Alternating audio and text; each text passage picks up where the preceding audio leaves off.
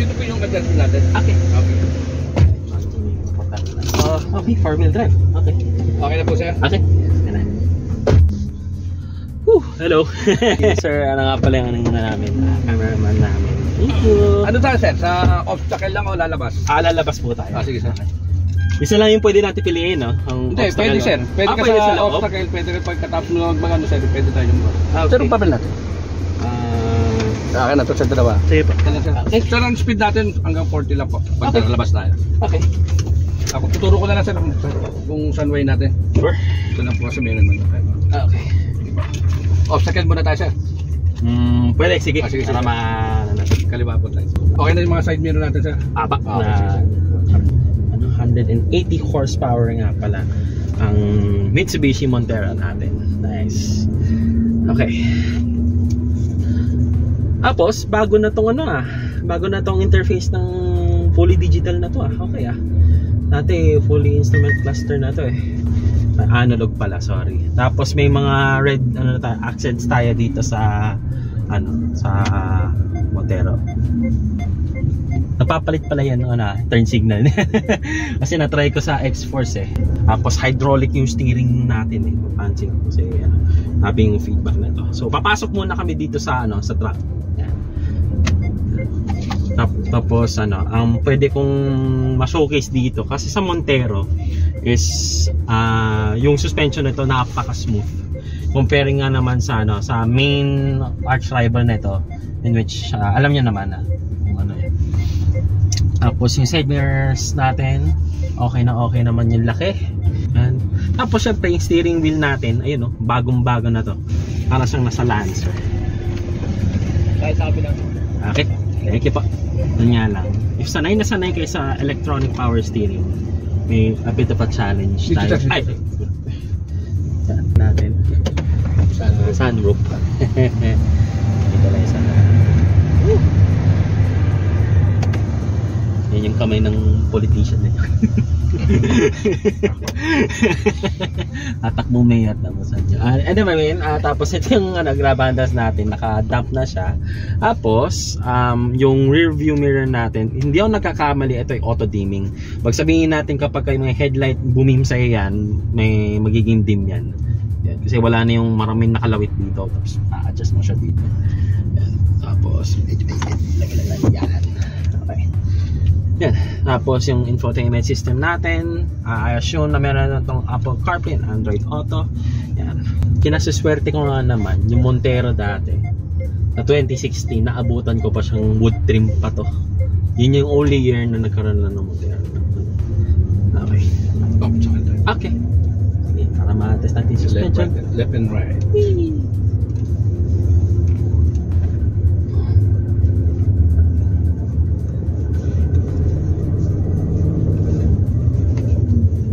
Isang malaking U-turn doon sa Yes, sir.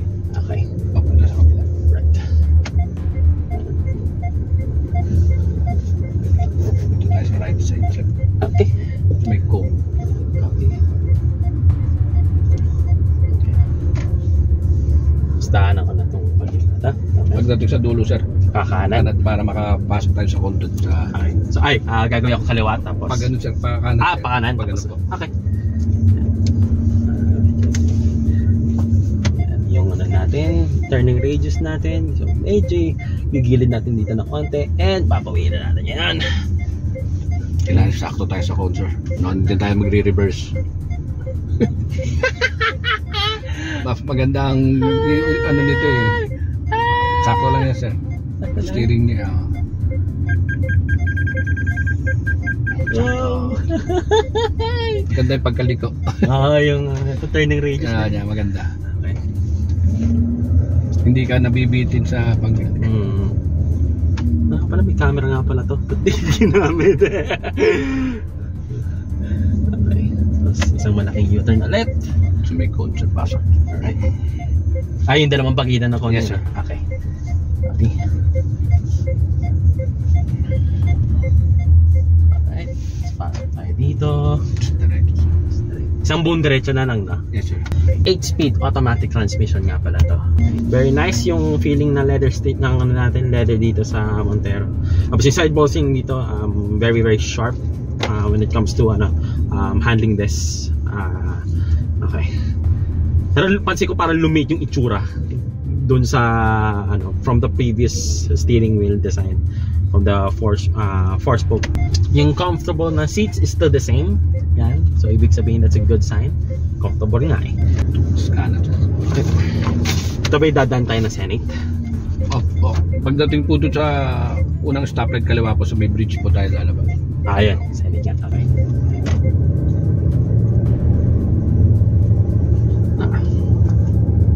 Okay naman, very smooth. Oh? Parang nagdadrive ako ng CVT, hindi H-speed. Tingnan lang kakaiban sir kasi H-speed talaga. Kasi yung traditional na 6-speed, 8-speed na traditional na transmission, may shift shock na tinatawag kapag accelerate ka. Papalit ka agad sa o nasa ayan hindi ako nagano eh. Pwesto tayo sa left side. Okay. Left tayo sa stoplight.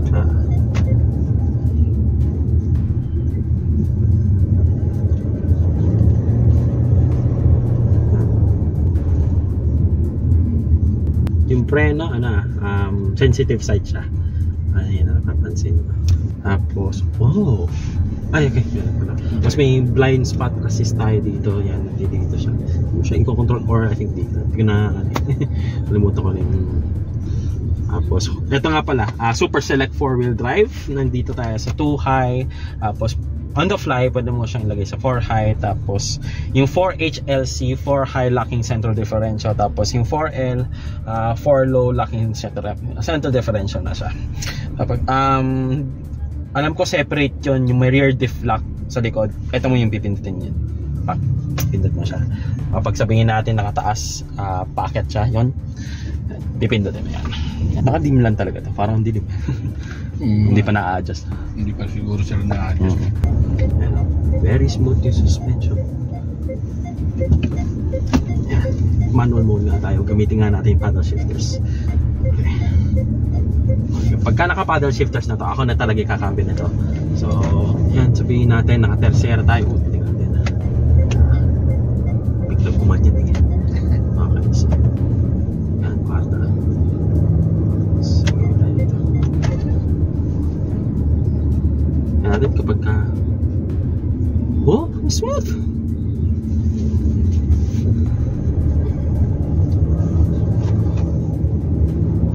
Smooth lang.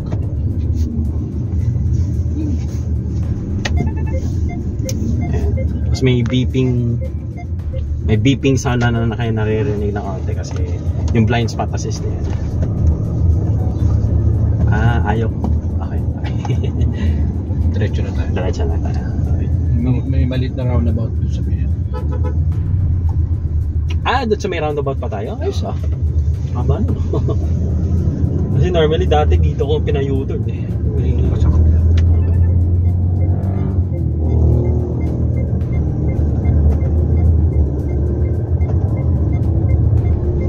Okay. Smooth power delivery. Napaka-smooth. Tapos nung sa Nissan, dito na ako pinayutod. Dito sa yun na yan, Okay. Dito po tayo. Gear.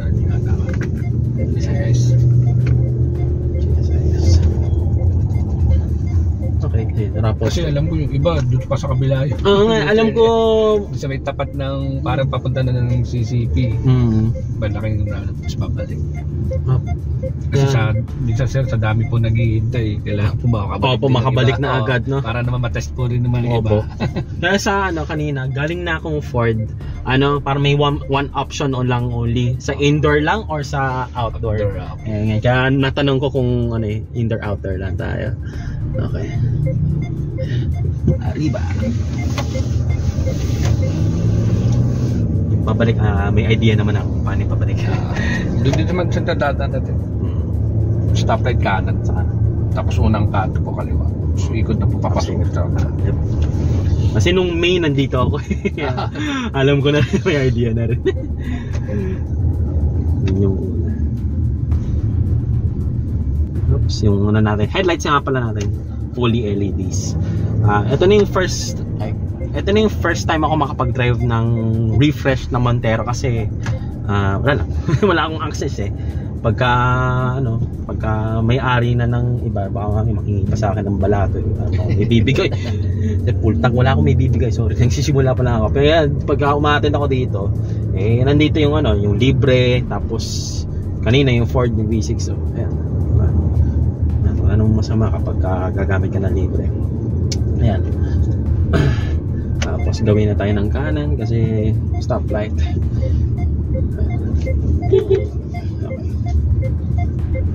Pagka gagamit kayo ng busina guys nito, ganyan ng onting force.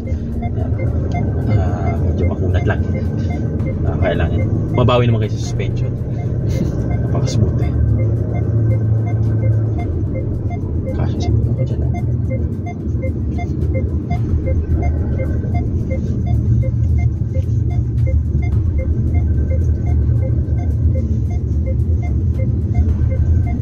Okay. Very right.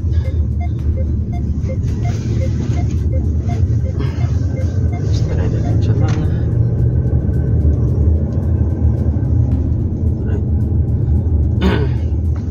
Blind spots, kapag sabihin natin blind spots, wala masyado. Manipis naman yung natin yung mga pillars natin dito.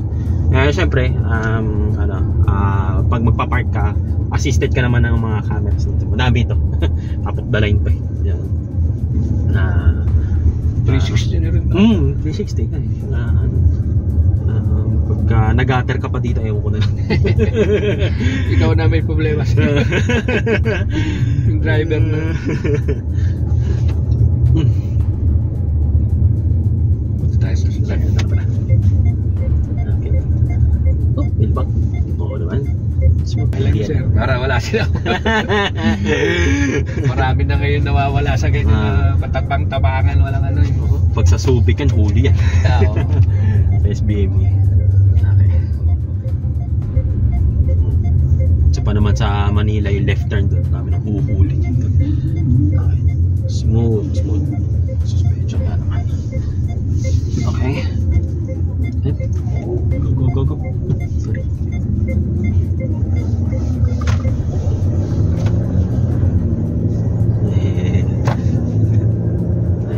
May stop sign, kakanan tayo dito. Alright.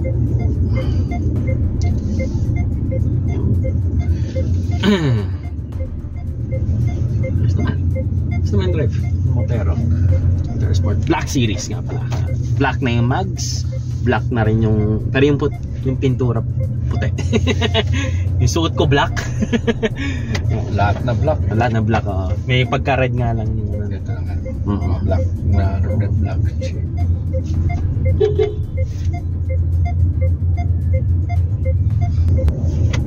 Another signal na naman.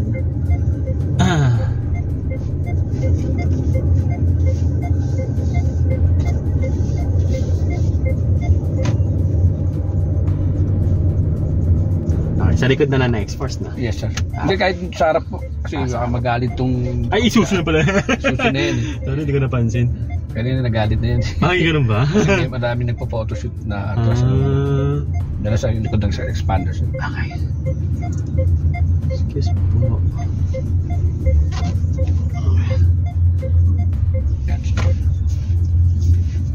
Sir, kung kayo sir, up to 10, anong grade nito sir sa inyo? Ay, suspension na ito para sa akin. Dahil yun, naging 9. 9. Mabait kayo, 11. Okay. So, patay nga na. Okay po sir. Thank you. Thank you very much po sir. Sir, thank you. Thank you very much. Thank you. Sir, thank you very much. Okay. Kunin ko lang yung bag ko. Here dito. Ay, tara. Yan. Yung interior namin. So, syempre, very quick lang tour lang. Blackout mags. Yan. Rear passenger seat. Yan. Nakita nyo na yan kanina. Ayan yan. Yes na. Ayan sir. Ay, likod. Mama, may yan eh. Automatic na pala to. Okay. Yan. Very nice with this one. Nakalapat na siya, hindi siya nakasabit. Yan, additional storage. So pag pipindutin siya, I think yun, ayos. Oh sir, maraming salamat. Thank you sir, maraming salamat din. Thank you very much. Yun lang, salamat sa Mitsubishi. Bye bye, thank you very much.